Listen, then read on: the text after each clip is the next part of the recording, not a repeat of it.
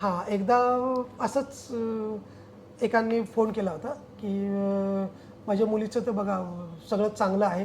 आम्ही बऱ्याच ज्योतिषांकडे गेलो, बऱ्याच ते स्वतः गेले होते, ज्योतिषांकडे गेले होते आणि पत्रिकासुद्धा आम्ही त्यांना दाखवली आहे. प्रत्येक गुरुजी सांगतात आहे, की हे आहे बरं का, लग्नाचे योग आहेत आणि आता येत्या 2-3 महिन्यात ठरेल ठरेल आणि असं गेले 5 वर्ष त्यांचं चालू होतं. आणि मग न राहून त्यांनी कुठेतरी माझं बघितली ती ॲड आणि मला घरी बोलवलं होतं. मग घरी बोलवल्यावरती मी बघितली त्यांची पत्रिका. पत्रिकेत तर अतिशय चांगलं. पत्रिकेमध्ये कुठल्याच प्रकारचं लग्नामध्ये काहीच अडचणी दिसत नव्हत्या. पण घरामध्ये बघाल तर सगळंच उलटं-पालटं होतं. सगळ्यात महत्त्वाचं काय होतं, की त्यांचं देवघर जे होतं ना, ते नैऋत्य दिशेला होतं. मग नैऋत्य दिशेचं देवघर म्हणजे तुमच्या प्रत्येक गोष्टीमध्ये अडथळे. मग त्यांना पहिल्यांदा गोष्ट मी काय केलं, की त्यांना म्हटलं तुम्ही तुमचं देवघर इथे ईशान्य दिशेला ठेवा. ईशान्य दिशा ही ईश्वराची दिशा आहे. प्रत्येक गोष्टीला एक एक जागा जी आहे, तसं देवाला पण घरामध्ये ईशान्य म्हणा किंवा पूर्व दिशेला जागा असणं गरजेचं आहे. मग त्यांनी ते घरातलं देवघर आहे ते तिथं चेंज केलं खरं म्हणजे.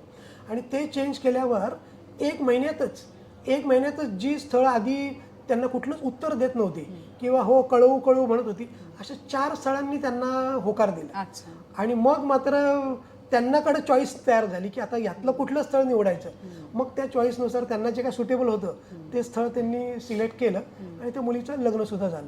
म्हणजे काय की ह्याच्याकरता खूप काही मोठं मी काही केलं नाही. फक्त घरामधलं देवघर फक्त चेंज केलं आणि त्यांच्या मार्गातले अडथळे दूर झाले. लोकांच्या डोक्यात काय असतं की वास्तुशास्त्र म्हणजे तोडफोड. सो नॉट नेसेसरी असं काही करावं. नाही. आता वास्तुशास्त्र इतकं म्हणजे त्याचे उपाय सुद्धा इतके प्रगत झालेले आहेत की विना तोडफोड सुद्धा तुम्ही पण 100% उपाय मिळतात म्हणजे फक्त न तोडफोड करता जर का आपण केलं तर 100% म्हणाल तर नाही.